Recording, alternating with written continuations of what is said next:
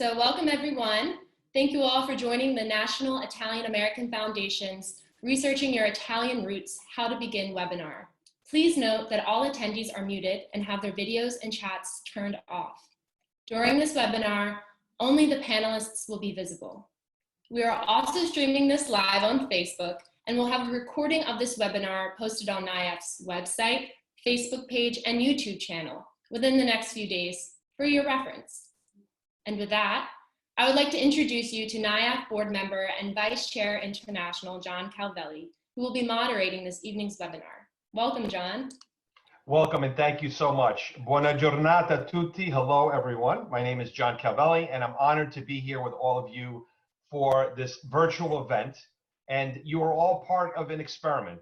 This is the second in a series of virtual programming that we're going to be doing. Our first was with the Atlantic Council, talking about the pandemic and what Italy is doing right now. And we were very fortunate to do that one literally last week. But this is our first interactive that NIAF is working on by itself. So who is NIAF? The National Italian American Foundation was founded in 1975 with a mission to preserve the Italian American heritage and culture, to promote and inspire a positive image and legacy of Italian Americans, and to strengthen and empower the ties between the United States and Italy. We're headquartered in Washington, D.C., and these virtual events is really a new effort for us to share our mission and share the work that we're doing. And what's that work? Candidly, we serve as the organization that supports the Italian American Congressional Delegation on Capitol Hill. We have several exciting programs, the Voyage of Discovery, NIAF on Campus. We work with decision makers at all levels of government, be that at the city, state, federal level, and obviously internationally. We work very closely with the Italian Embassy, but at our core, we're an organization that loves all things Italian. We're an organization that cares very much about promoting that heritage that we all feel is so important to who we are and who are we? I think that's actually the question that we asked today. Genealogy is one of those issues that's so important to all of us as Italian Americans. Where do we come from? Who are we? How did we get here? Where are our family roots in Italy? So we're starting a conversation today with Bianca Ottone. She's the founder of My Italian Family almost 20 years ago. I do have to say that she's also been providing discounts to NIAF members since 2017, so thank you for that. And we're going to start, and we're going to start a conversation today with Bianca, but it's actually the beginning of a three-part series. We're providing this one free of charge to all people, and then if you're interested, you can go to niaf.org and learn a little bit more, and to kind of dig into some of the things that we're going to be talking about today. So I have to ask that first question, Bianca. How did you get into this line of work? Yes, this is a great question. I've always, when I was working for a financial corporation, I always had this dream of starting my own business. So I took a year off, went to school, back to school, and I had this idea in mind that I would graduate with a business plan. And while I was in school, I had lots of classmates who were Italian and Americans. And so I remember telling them I would like to do something that has to do with Italy. And they would say, well, really, the one thing that we would like to have from Italy is our family tree. So I did some research and I saw that really there was this search for the roots to find out where exactly we are all from. And so that's how I started in 2001. And I'm still here. So with that question, right, where did my ancestors come from? I know my family's from Calabria. I've done some research on my own. But if I were not from Calabria and I didn't know, and I'm like, okay, my last name is Calvelli, I don't have a lot of information. How do I start? Where should I start that conversation? Yes. So having some essential information about your ancestor who was born in Italy is obviously very important in order to continue the research further back or to start applying for Italian dual citizenship. All family documents in Italy are only maintained in the exact town where the person was born. So that's why it's fundamental to know where your grandfather was from. The preliminary research always takes place here in the US. And there are several sources that now are available online, and everybody can actually access them, from immigration records, for instance, ship's manifest, to naturalization records. When people would petition, they would always list fairly exact information about their place of birth, date of birth, and so forth. A Social Security death application, census records can be also very useful, as well as military registration cards. Those actually list the information that is extremely useful, whatever you decide, whether to research your family history or apply for Italian citizenship. By the way, this is the subject that we will discuss in detail on the second series of this webinar. And we will provide all sorts of tools, links, so that we will really teach you how to research these sources that are so important, especially if you're applying for Italian citizenship. So, okay, so now I found out where my family's from in Italy somehow. I know Yes. we're from Vico Aprigliano in Provincia Well, di you Cosenza. found the ship manifest, which states exactly where they resided, and maybe on page 2 they stated where they were born. So how can I find those vital US records then? So I have a sense of where they're from. Now, how do I take them and go, okay, they've landed in America. What do I do?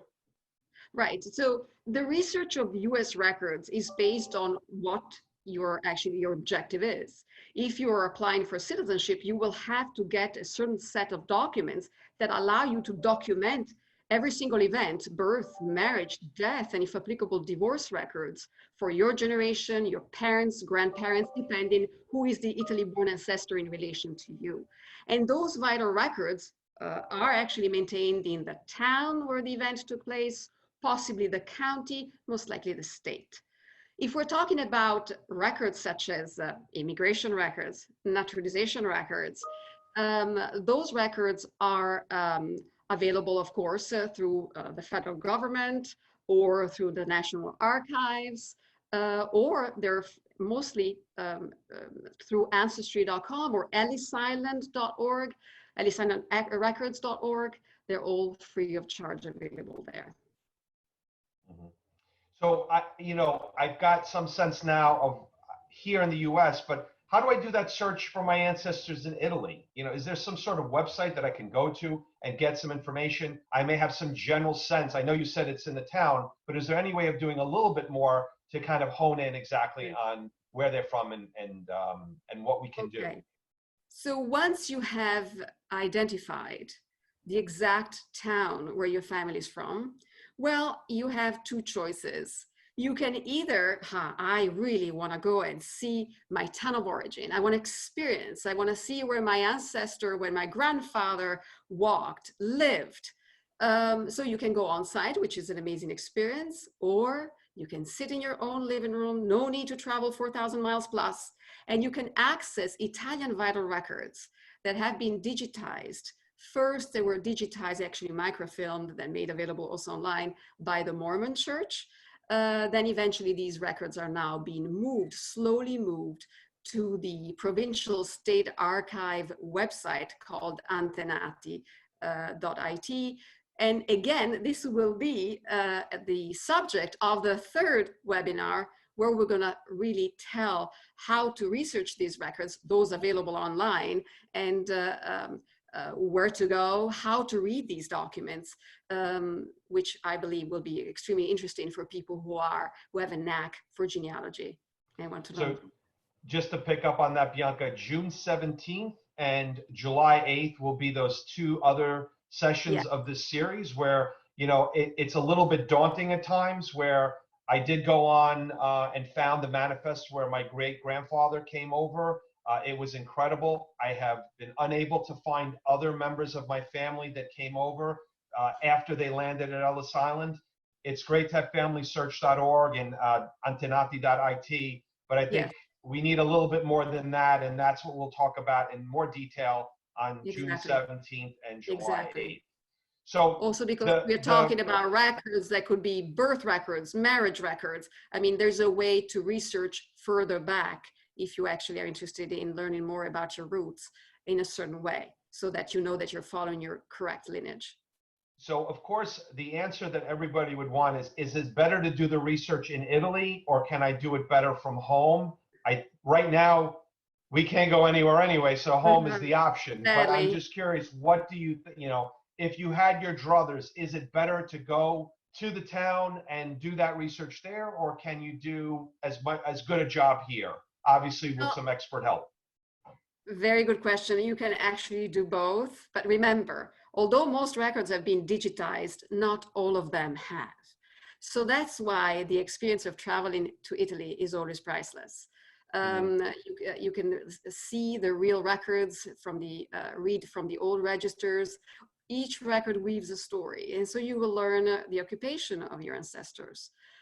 You can learn babies back then were all born at home. And so the address of the family resided is listed. So most likely, you will be able to walk around the neighborhood and if your home is still there. So that is what makes this experience priceless. At the same time, these records, some of these records are available, like you said, on familysearch.org or also on Antenati. And there is really no need to travel that far. It's just the level of experience that it's completely different.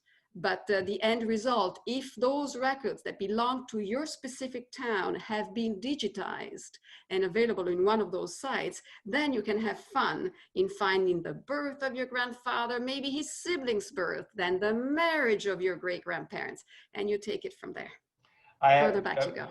Bianca, it's funny that you say that, because my family, my father, we always thought was born on June 25th.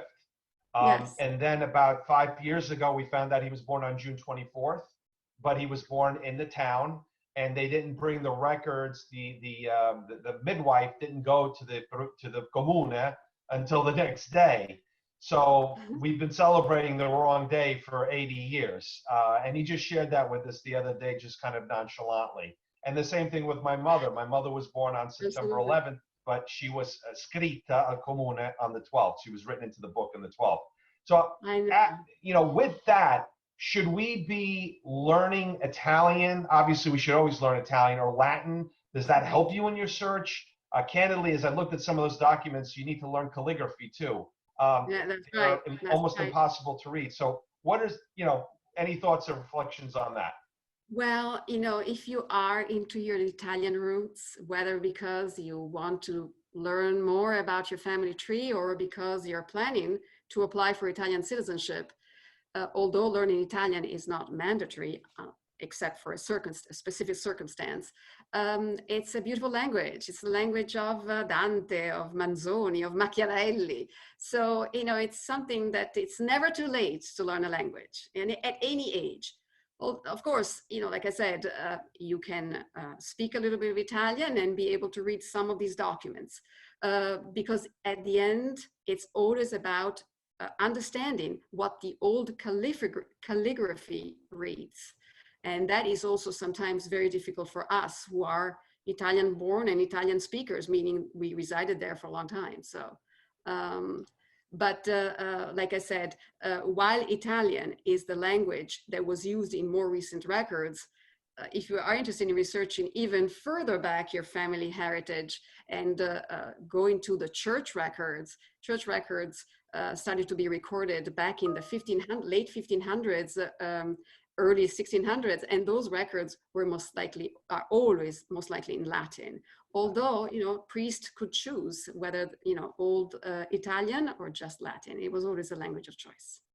So I'm curious, with that question, like I did I signed away and got this heraldic search, and it said that my family arrived in Sicily in 1095, and then somehow they ended up in Calabria, and others ended up in Florence. Who knows? There were 300 or 400 years missing in the midst of all that. But this idea of records, I'm always fascinated. How do they know that there was a Calvelli in Palermo in 1095? How far back do these records go, and then how legitimate are some of those records? You mean those heraldic records? Well, the heraldic records on one level, but also then the records that you're just talking about. How far back Well, can you there's go when you science. go back to this? Yes. Yeah. Yes, there is always a science to do it. So you always have to research in a certain way, going back generation after generation, until this way you can link your ancestors.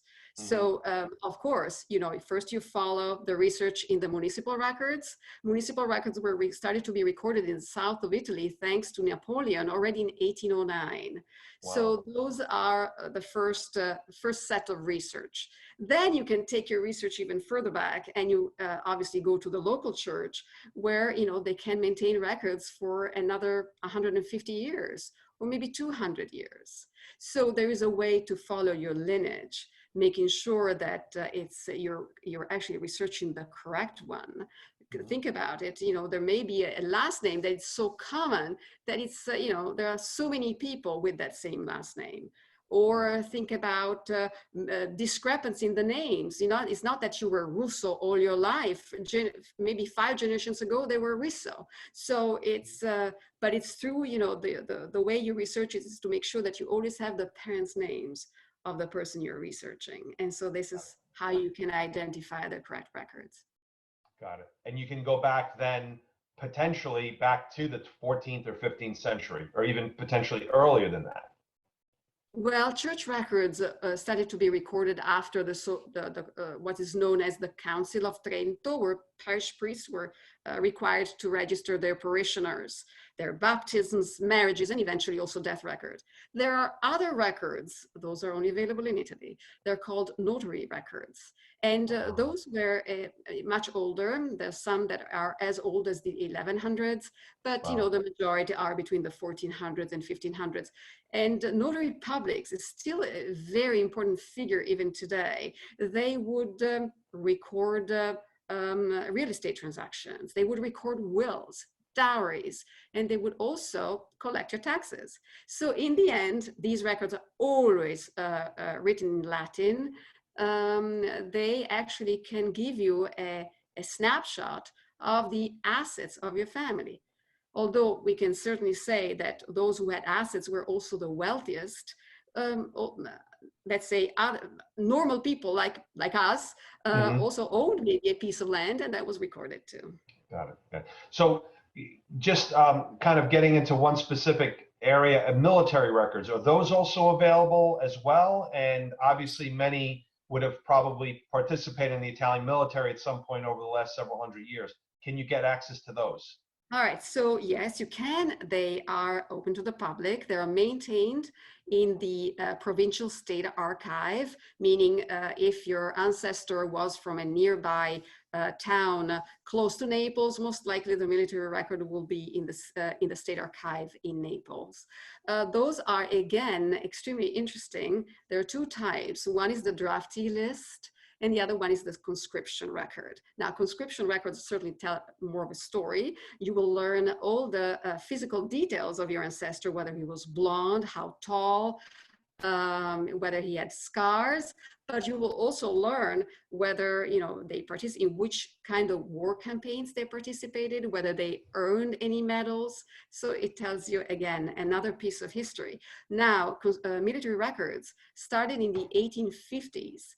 They don't go as far back, but at least in many ways, when the records had not been as digitized as much as they did, as they've done lately, that was a kind of a necessary record when you didn't know the town of origin. Why? Because in some provinces, most provinces, these military records were indexed by last name and not by town of origin. So by not knowing the town, at least if you knew the first and last name and a date of birth, we were able to pinpoint the exact town. But nowadays, that's not even necessary anymore. We have all the US records here in the US. Got it. So in a blatant marketing ploy, tell us, how can my Italian family help us build our family tree? Tell us what your company could do. Sure. We help, of course, we have been assisting people of Italian descent, reconnecting them to their roots, with the professional researchers who are in Italy and will visit the town of origin and research records, starting with municipal records, church records, as far back as the research goal of whoever decides to start this journey. There's also a possibility for people who love to travel to Italy to go and meet in the town of origin the researcher, so they can together maybe even look if they have any living relatives and possibly meet them on site. Yes. In addition, of course, knowing how to research record has played a very important role in also assisting people, applicants for Italian dual citizenship, to put together their entire document portfolio. And this is what we also do. Well, I will tell you, one of the most incredible experiences for me was helping a friend here in Westchester County, where I live, reconnect with their family outside of Naples, and to be there for that first moment where she met her great aunt for the first time. It is an incredible feeling, and I gotta tell you, you have such a wonderful job. What a wonderful career you've created to create this spirit and this opportunity for people to reconnect with their heritage in such a real and visible way. Now, having said that, one of the things that people are doing this research in genealogy for is really to help identify their Italian citizenship. Can they get Italian citizenship? So that therefore they can connect back. So clearly this research has a very tangible value if you're looking for that citizenship. Tell us, Absolutely. What are some of the first steps that you need to move forward in that direction? Well, that's exactly one of the first steps is what we've been talking, which is to identify the Italian birth record of your grandfather.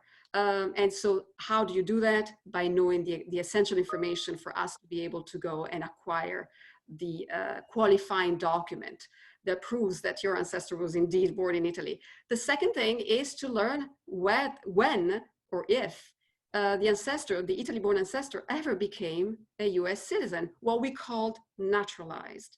The naturalization records are so interesting. The process was a fairly lengthy one. You first had to declare your intention, then eventually you had to petition until you would take the oath of allegiance. The oath of allegiance is an extremely important date because it really tells you at that moment in time, your ancestor lost his or her Italian citizenship.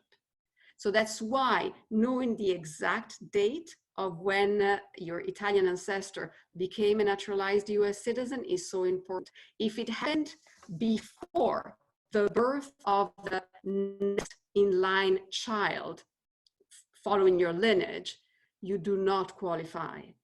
Because if it happened after, then you do in fact qualify. All right. So the naturalization process is I've noticed that many people have also posted questions about their Italian ancestors renouncing their Italian citizenship. There was only a way to renounce their Italian citizenship, and it was basically by becoming a US citizen. So that's how you actually, this is the first step you take to determine whether you qualify or not. There are, of course, additional rules that apply. I wish it was that simple. For instance, if your Italian ancestor naturalized before July 1st, 1912, you do not qualify.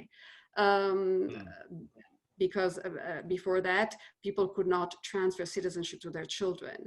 If, for instance, based on the 1912 citizenship law, which determined that only men could pass citizenship to their children while women could, there is an additional instance which is very common and affects many people, is many people who are descendant of women ancestors. It is the so-called 1948 rule. What it means is that since before only men could pass citizenship to their children and women could only hold but not pass citizenship to their children, finally, when Italy became a republic on January 1st, 1948, they wrote a nice constitution, and finally they gave more rights to women.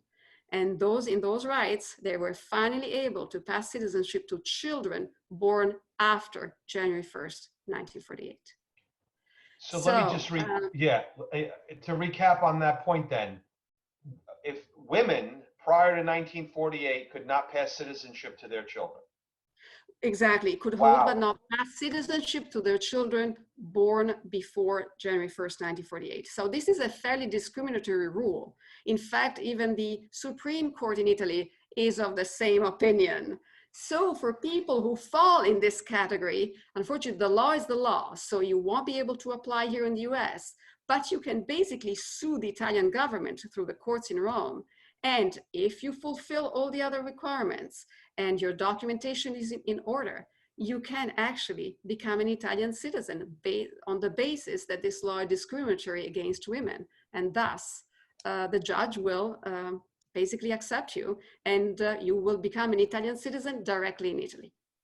Got it. So, wow. All right, that was really interesting. So I'm glad at least the Supreme Court in Italy has deemed women equal citizens. That's a good step. It's a good step. I know it's Now, slightly more expensive for people who actually embark in this journey, but at least there is a possibility. So let me ask you, my parents came here in the 1940s and 50s. They renounced their Italian citizenship. Then in the 90s, there was a ruling that allowed them to get their citizenship back. Can you explain a little bit about that? Because somehow in the end, they renounced their citizenship. They were born in Italy. They renounced their citizenship.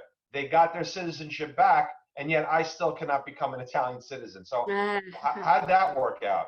It worked out well for me. I know. So before 1992, Italy did not have dual citizenship. So that's why the naturalization date becomes mandatory or extremely important to understand whether you fall in the category of those who actually qualify versus those who do not, whether the ancestor naturalized before or after the birth of the next child in line in your lineage. But so instead, luckily after August 15, 1992, people are able to become American citizen and hold and keep their Italian citizenship. So I did exactly this. I came over a long time ago. Finally, I was able to become a naturalized US citizen. Naturalized US citizen, but with my certificate of citizenship, I walked to my Italian consulate and I just registered it. For them, it was acceptable because Italy, there's a new law that allows, since 1992, for Italian citizens to maintain their citizenship, even if they become citizen of a foreign country. All right. Wow. So now there are many people who were born in Italy, like me, but came much earlier and naturalized before 1992, like your parents did. So there was a time frame around 1992 where they could go and gain their citizenship back.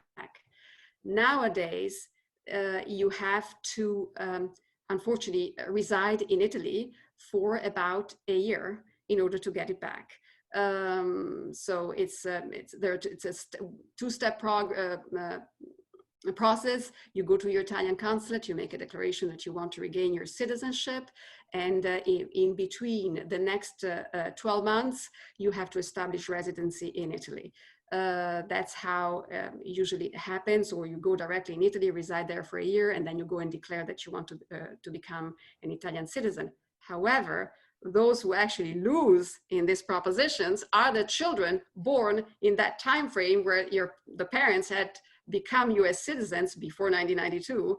And so since regaining citizenship is not retroactive, I'm afraid. John, you were made an American citizen. Purtroppo non è andata bene per me. Yeah, it didn't go well for me. But my wife, yes. My wife is an Italian citizen. So I probably will end up getting it through my wife, which she dangles that over my head every time. So she says, just be a good husband and maybe I'll there's a good reason to stay married. So let me move. Let me move in a little bit into some of the questions, and I want to thank people that sent their questions, and we've gotten many. Let me just kind of pick John DeMeo. He does not qualify, so he's asking if there are any other ways you can apply for citizenship. I don't know how to. Are there any other Yes, ways there that you can are. apply? Right. So if you cannot use any of your Italian ancestors, then you can, if you have a father or a parent or a grandparent who was born in Italy, you can actually, Italy allows to reside in Italy for 3 years, where you basically have to earn a living and pay your taxes. So you have to show tax returns. And at the end of the 3 years, you can apply for citizenship. Got it. So just want to remind everybody, we've got so many other virtual seminars like this coming up. June 3rd, we're going to be having one specifically on citizenship. And then Bianca will be back for 2 other sessions, one on June 17th and another on July 8th, to kind of dig in a little bit more on how do we get this information? How do we find these documents? What's the path forward? The bottom line is you're not alone. NIAF and Bianca are here with you. Mike Rustico asked the question, what are the best sources to research ancestry online? If you had to kind of give your top 3 or 4. Well, again, I always like to start with the immigration records, the ship manifest. Then I would like to tie it to again, to make sure that we have the exact town. Then I like to research some additional US records, not vital records, US records first, such as naturalization records. We talked that before, Social Security death index application, Social Security applications are extremely, have that essential information that we may need. And then, okay, move on. What your research goal is. You can, if you're applying for citizenship, move on ordering the vital records, birth, marriage, death, and divorces if applicable. If you instead would like to take your family history backwards, then, you can go, like you said, to ancestry.com, but mostly for Italian records, you always have to rely on Family Search and the other website, the Italian website where these records are being transferred slowly, it's Antenati. So those are the 2 sources if you really want to research historic records. If instead you are applying for citizenship, you have to get US vital records, and those are actually stored here in the US. So curious. So for instance, if you're researching, I was just going to add one thing, sorry, John, is if you're actually researching US vital records to put together your document portfolio, those records, birth, marriage, death, they are usually available in the town or at the county level or at the state level. So this is a research that takes place here in the US, needless to say. So Helen Cappuccino asked the question, she asked about the variations of name spellings and how that can impact your research. I will tell you that we had a US Congress member, Susan Molinari, a dear friend, represented Brooklyn and Staten Island for many years. Susan's last name was Molinaro, and we were able to find and help her in her search, and she was able to reconnect with her family in Amantea, which were all Molinaros. How does that impact your search as you're going through? All right, so discrepancies in names are very common. Not only that, but also Americanizations of names, okay? So from Giuseppe, they would become Joseph, Giovanni, John, and sometimes it's even worse because Vincent may have been Ignazio. So that's why you have to start the research with records that are available here in the US, but were recorded at the port of departure, ship manifest. Those usually have the right name. They even naturalization records, if a person naturalized, will have not just a declaration, petition, oath of allegiance. Usually they also have a certificate of arrival, or in the petition they would say, I came to this country as, so somebody would become, Marigliano. I came to this country as Giuseppe Marigliani. So, and it would also identify the ship manifest. So that's how you can somehow identify the original spelling of the last name, which of course discrepancies are kind of difficult to deal with when you apply for citizenship, because of course all spellings have to match the spelling listed in the Italian birth record. So, you know, the names changed, not on Ellis Island, but they would change eventually later.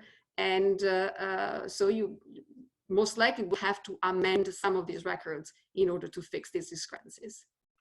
So Don Nicolini asked about the paperwork that needs to be assembled to obtain Italian dual citizenship. What are some of the documents that you would need to put together for that? So obviously this genealogy search, and the search obviously then leads to these I documenti. What are they? I documenti. They're all vital records. So if you put together your entire document portfolio, we'll start with Italian vital records, proof of naturalization.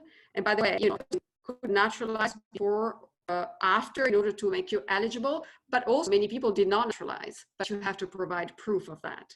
In addition, you continue your quest of putting together documents. So it will be the birth, the death, the marriage, and or marriages or records, because like perhaps I didn't say it, but I'll say it now. You are an Italian citizen. You need to prove it. Okay, so that's why you prove it by providing all those documents to the Italian consulate. There have been several questions about, okay, so which documents do I have to get, right? Do I have to get spousal documents or just my lineage documents? Well, I always ask and suggest people to go to the consulate website. Always go to the consulate that has jurisdiction over the state where you reside, and they will provide you with a list. They're very specific. Some consulates have slightly different requirements in documentation, so always make sure to check there before you start your putting together your portfolio. Of course, the first qualifying documents, Italian birth records and naturalization records, are the first things that you should actually research. And again, we're going to be going into more detail on that on June 3rd, where we will be doing a webinar on dual citizenship. But Mike, to show that the international audience that we have here today, Bianca, Michael Poli has asked, where do you apply for Italian citizenship? They actually live in Europe. So you mentioned that you'd go to the consulate here in the United States. Is it the same thing in Europe? Would you go to the consulate there? Right. So it's extremely important to show where you reside, where you're a permanent, you have to show permanent residency. So here in the US, like I just mentioned, you can only go to the consulate that has jurisdiction over the state where you reside. And how will you prove that you reside there? By showing your driver's license and a utility bill. Now, not everybody resides here in the US, right? Sometimes they're moved because they are actually working there. So as long as you fulfill the requirements of the Italian consulate in Paris or in London, you have to show that you are actually a permanent resident. For instance, there are lots of people who are asking me, I have a student visa, can I apply in London? No, you cannot. This is considered to be a short-term visa. Got it. So I think I know the answer to this one, but I have to ask it. Emily and Tony Procopio asked about what to do where you can't find a document, a missing marriage record, for example. What is the impact in your quest for Italian citizenship? Well, it may have an impact. Like I said, we have to document every single event. So what happens if a marriage was never recorded, or a birth was never recorded? It has happened. It's not uncommon, right? So what do? You have two choices. You can try to request a delayed birth or marriage registration here in the US through the state. You can also try, but you'll need to verify with your Italian consulate if they would accept a church record. Because sometimes they would not register the birth in the city hall, but they would register the birth in the church. After all, we're all Italians, they were Catholics. So they would just go to the priest and baptize the child here in the US, I'm talking. So in this case, you can have the priest issue a baptismal as well as a marriage record, and then have it either notarized in order to be apostilled, or you go to the local diocese and have the vicar or somebody in charge authenticate it and then eventually notarize it and apostille it. if the Italian consulate can accept these church records, way out, but always in this case, in case they accept it, always have the state issue a letter that the vital record could not be found. So yes, it's a problem. It's a problem. I kind of knew that was what you were going to say. And we're here to solve problems. So this conversation will continue with Bianca Ottone on June 17th and July 8th. How do we get these documents? How do you find out where you're from? How do you find out that connection to Italy? And then on June 3rd, this idea of dual citizenship that we talked a bit about today, we will be having a webinar with NIAF corporate sponsor Your Italian Passport, so that we can have that conversation as well. So just 3 dates to think about: June 3rd for dual citizenship webinar, and then returning with Bianca on June 17th and July 8th. With that, I want to say thank you very much to Bianca Ottone. It has been a pleasure to spend some time with you. Grazie di nuovo. È un piacere. Grazie a lei. Grazie a te. Grazie mille, Giovanni. Gianfranco, veramente. So, my name was changed here as well. I'm now John. There you go. See, go figure. They shortened it. They shortened it. Yes. So with that, I want to say thank you to our listening audience. Go to www.niaf.org to learn more about the organization, learn more about our virtual programming, and hopefully we'll see you back here online June 3rd for our dual citizenship webinar, and then back with Bianca June 17th and July 8th. Thank you very much. Buona giornata. Thank you. Grazie.